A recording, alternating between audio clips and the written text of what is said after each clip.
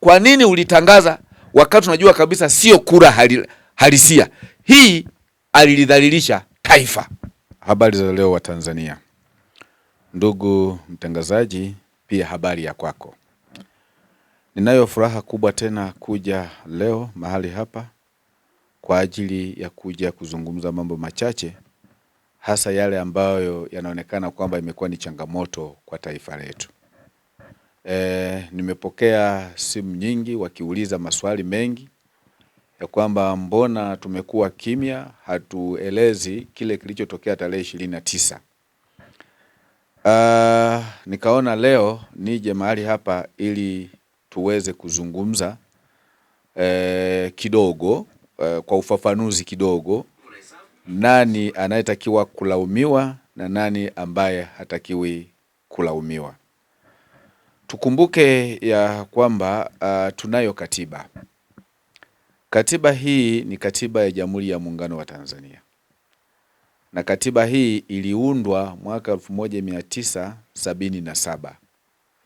Baada tu ya TANU na ASP kuungama. TANU ilikuwa yenyewe ni chama kilichokuwa kinaongoza Tanganyika. Lakini ASP kilikuwa ni chama ambacho kilikuwa kinaongoza kule Zanzibar. Baada ya TANU na ASP kuungana na kupelekea kupata CCM, ndicho kilichopelekea pia kuweza kupata katiba ya Jamhuri ya Muungano wa Tanzania mwaka 1977 hiyo. Kwa hiyo ile katiba ilikuwa ni ya chama kimoja, ilikwenda mpaka mwaka 1992. Mwaka 1992 tukapata mfumo wa vyama vingi.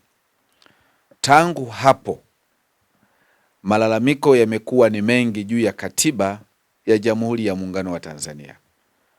Wamekuwa wakipiga vilaka vya aina mbalimbali ili kujaribu kurekebisha, kuona kama inaweza ikaendana na kasi ya taifa, lakini still bado inaonekana inapwaya, haiwezi ikatimiza matakwa, bali bado inaendelea kuongeza mahitaji mengine. Yaani taifa, katiba unaitengeneza leo, lakini kesho inaonekana kwamba kuna mahitaji mengine yanatakiwa yaongezwe kwa sababu ya uhitaji wa taifa.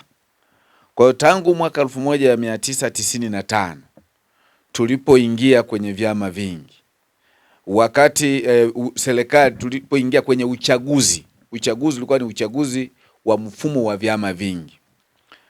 Kulikuwa kuna NCCR ambaye mgombea alikuwa ni Agustino Lyatonga Mrema kwenye chama cha NCCR.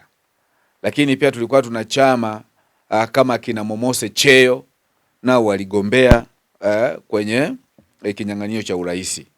CCM walimweka Benjamin Mkapa, ndiye ambaye alipeperusha bendera, na ambaye kwa kweli kidogo tu Benjamin Mkapa apigwe chini, maana walipishana kula chache sana na Lyatonga Mrema. Tukumbuke Lyatonga Mrema rais alikuwa amemteua kuwa ni makamu ni naibu waziri mkuu wa kwanza, nafikiri ndio alikuwa na yeye kipindi hicho alikuwa ni waziri wa mambo ya ndani, akateuliwa kuwa ni naibu waziri mkuu kwa kipindi hicho, kipindi anapambana sana na madawa ya kulevya, biashara za magendo ndani, mpaka alipojitoa kwenye chama na kuunda chama chake. Bado aliendelea kuwa moto wa kuotea mbali, na ndio maana wananchi walimpenda sana. Lakini pia tujue mfumo wa vyama vingi. Kwa mfano mimi wakati nasoma shule ya msingi tulijifunza katiba ya Chama cha Mapinduzi. Kwa mimi katiba ya Chama cha Mapinduzi nimefanyia na mitihani darasani na kifahamu vizuri mifumo yake. Mifumo hii ilikuwa inakwenda kwa sababu ni chama kimoja na nchi ilijulikana ni chama kimoja. Kwa hiyo kulikuwa kuna matatizo mbalimbali ambayo yalikuwemo unayaona, lakini kwa sababu ni chama kimoja huwezi ukareact au ukasema chochote kile. Hivyo baadaye reaction ikaanza. watu wakaona ni heri tuwe na katiba mpya. Miaka 2000 watu wakawa wanalalamika tunataka katiba mpya. 2005 watu wakalalamika tunahitaji katiba mpya. Mwaka 2010 watu wakalalamika tunahitaji katiba mpya. Na ndio maana Jakaya Mlisho Kikwete akiwa ni rais wa nchi mwaka 2011, 12 mpaka 13 aliunda tume ambayo ilikuwa tume ya katiba mpya ambayo ilikuwa chini ya Warioba. Na kuna mambo mengi sana ambayo waliweza kuainisha kwamba haya yanahitaji marekebisho. Na katika marekebisho hayo ilikuwa mambo ya tume ya uchaguzi. Tunaweza tukafanya nini? Tukafanya marekebisho. Maana hii tume ilionekana kwamba si tume huru bali ni tume ya rais ambayo siku zote amekuwa akichagua yeye kuwa tume yake.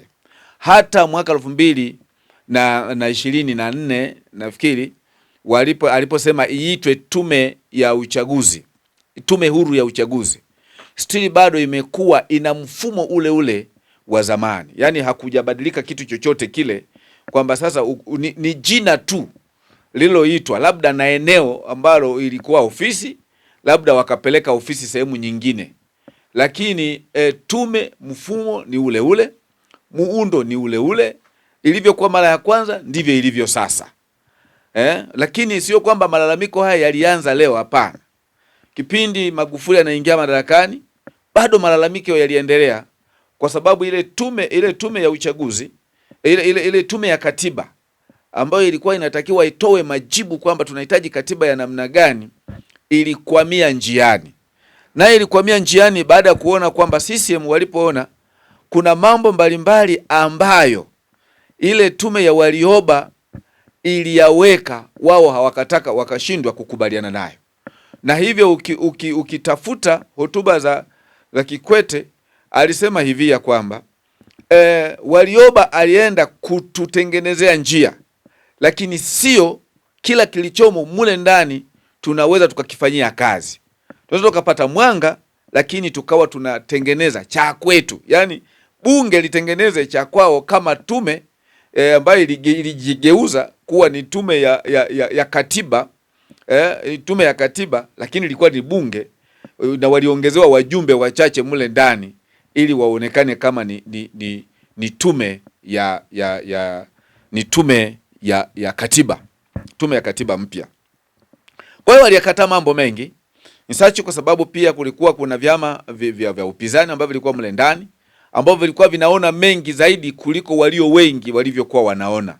Yaani makosa yaliyo mengi waliyaona zaidi wale ambao walikuwa wachache, lakini walio wengi waliona kana kwamba kile walichokuwa wanakitengeneza, kwa sababu kinawapa ahueni wao waliona kwamba kinafaa zaidi kiwepo.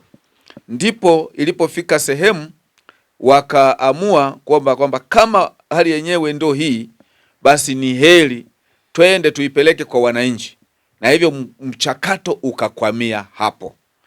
Kwa hiyo malalamiko mengi na mgandamizo mwingi wa matatizo yanayowasibu watu kwenye mioyo yao sio kwamba umeanza leo, ni wa kitambo. Watu wamekuwa wakiona kila kitu hakiendi vizuri, na hivyo kwa sababu vitu haviendi vizuri, mwisho wa siku wanafika sehemu wanareact. Sasa kitu kingine, sasa kile kilichotokea 2029 sio kwamba kama watu wengi wanavyofikiria kwamba labda kwa sababu ya watu kutengenezwa, kwani malalamiko ambao walikuwa wanalalamikia nayo walikuwa wanatengenezewa. Sasa leo lalamikieni haya. Maoni ya raia wa Tanzania wote wanataka vitu vingi viingie kwenye mabadiliko. Moja ni mambo, tupate katiba mpya ya kwetu sisi kama Watanzania. Hilo ni lalamiko namba moja. Lakini kwa sababu mifumo ya uchaguzi ipo ndani, wanajua kwamba tutakapokuwa tumeanza kutengeneza katiba mpya, ndivyo tutakavyorekebisha mifumo yote iliyopo wapi? Ndani ya katiba, ikiwemo tume ya uchaguzi. Sio kuadjust kusema tunafanya amendment. We are not going to the amendment. We want new constitution itakayo lisaidia taifa kuweka mipango vizuri, na mwisho wa siku tuweze kupata taifa lililo bora. Watawala wamekuwa wakiona kwamba hili jambo kana kwamba ni la utani, lakini wachambuzi mbalimbali, hata nikiwemo na mimi ninavyokuwa nikiangalia mambo, ninaona kabisa kwamba bado serikali ikiwa itashupaza shingo ni kwa sababu ni kwa ajili ya uangamivu wao wenyewe. Yaani kule kushupaza shingo ni kwa ajili ya uangamivu wa serikali yenyewe ya Chama cha Mapinduzi. Ni vema wakasikiliza, wakayaona haya yanayoendelea kutokea ni alamu ya kwamba yanaweza yakatokea makubwa zaidi bila wao kujua, bila kuchukua hatua za haraka. Nilipokuwa nikisoma kwenye vitabu vitakatifu, kisoma katika Biblia, Zaburi 53 mstari wa kwanza unasema hivi: mpumbavu husema moyoni mwake hakuna Mungu. Tafsiri yake ni nini? Mpumbavu yoyote huwa hata mambo anapoelezwa ya kwamba yapo, yeye huwa ana uwezo wa kuyadefend kwamba hayapo. Sasa serikali isipokuwa makini, ikashindwa kuwa na masikio na akili, inaweza kufikiria kwamba haya yanayofanyika kana kwamba ni ya kitoto, na mwisho wa siku watakuja kufananishwa na Zaburi 53 mstari wa kwanza, kwa sababu wanaelezwa mambo wanashupaza shingo, wanaelezwa mambo wanashupaza shingo. Hili mwisho wa siku linapokuja kutokea, watakuwa wameshachelewa sana. Hivyo nafikiri ni vizuri serikali ikasikia, maana wanaotakiwa kulaumiwa mpaka sasa hivi ni serikali zote zilizo ambazo zimepita, ambazo hazikusikiliza maoni ya Watanzania. Walionekana kwamba ni wachache, wakawapuuza. Mwisho wa siku wameyaona yale ambayo yametokea tarehe 29 mwezi wa 10 mwaka 2025. Hizi ni alamu, maana pamoja na kwamba rais amekiri kwamba hayo yametokea, lakini alitamka alipokuwa anaongea na wazee ya kwamba alitumia nguvu kulingana na nguvu iliyokuwepo. Kwa hiyo means alitumia nguvu kulingana na nguvu iliyokuwepo, na ndiyo madhara yaliyotokea ya mauaji mbalimbali kwenye taifa kama tulivyoona. Lakini si hayo tu, Chande amekiri ya kwamba kuna mauaji mengi ambayo yametokea, ambao kutokea kwa mauaji haya sio kwamba walikusudia, yani haikusudiwa, na wala sio mtu auwe mtu, maana insachi kuua mtu ni kosa hata angekuwa mmoja tu. Ukisoma katika kitabu cha Mwanzo cha Biblia, kina sura ile ya 3, nafikiri kama sio 3 ya 4, Kaini alimuua ndugu yake Habili. Mungu kutoka mbinguni alimuuliza Kaini, mbona naona damu ya ndugu yako inanililia ardhini? Ardhi inatoa sauti, inatoa ripoti ya damu mbalimbali ambazo zimemwagika kwenye taifa, ambayo damu hii ni laana kubwa sana kwa taifa letu.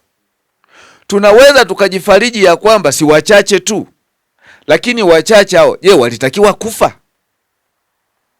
Maana haya ndio mambo ya kuweza kujiuliza. Walitakiwa kufa hao wachache? Kosa ni la nani?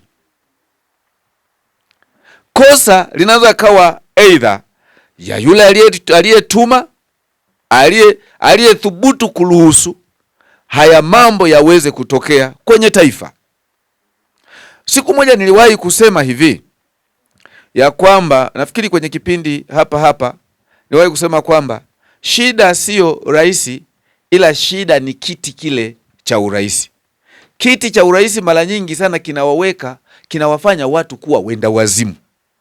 Yaani mtu anakaa kile kiti, alafu sasa baadaye akishajichanganya, kwa sababu akishakuwepo pale hata katiba hata sheria haziwezi kumkamata, na kuwa kama ni Mungu fulani hivi yuko hapa juu kulimoti watu kwenye taifa. Kwa hiyo pale ndipo shida inapoanzia. Mtu kama hana hekima ya Mungu, akawa na hekima ya kwake yeye mwenyewe, kama hana busara ya Mungu, akawa na busara ya kwake yeye mwenyewe tu, ni lazima kichwa kivimbe na mwisho wa siku wenda wazimu uje.